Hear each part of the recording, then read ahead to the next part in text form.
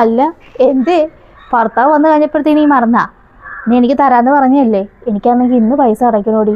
കാരണം ഇന്ന് അടച്ചാൽ പിന്നെ കുറച്ച് ചിലപ്പോൾ അടുത്ത ആഴ്ചയുമ്പോഴത്തേക്ക് എനിക്ക് പൈസ കിട്ടും.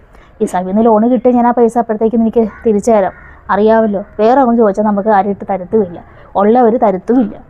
അപ്പോഴല്ലേ നീ എനിക്ക് തരാമെന്ന് പറഞ്ഞ. എനിക്ക് ഇന്ന് കിട്ടിയായിരുന്നു വലിയ ഉപകാരം. ഇന്ന് അടച്ചാൽ എനിക്ക് അടുത്ത ആഴ്ച പൈസ കിട്ടും. ഈ സഭയിൽ നിന്ന് പൈസ കിട്ടിയാൽ അപ്പം തന്നെ എനിക്കങ്ങ് തരാം.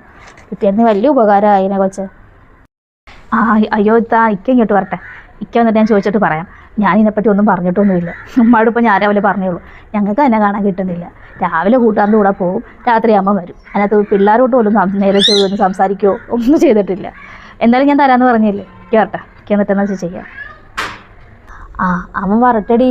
അവനിപ്പോൾ കണ്ട നേരം വെളുക്കുന്നതിന് മുമ്പ് ചായ പോലും കുടിക്കാതെ ഇവിടുന്ന് ഇറങ്ങി പോയിട്ടുണ്ട് അവൻ.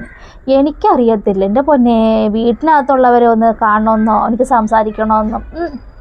അവൻ്റെ കൂട്ടുകാർ ലോകത്ത് നടക്കും. അവൻ രാവിലെ ഇറങ്ങി പോകുന്ന കണ്ടടി മോളെ. പല്ലു പോലും തേച്ചോന്ന് അറിഞ്ഞില്ല.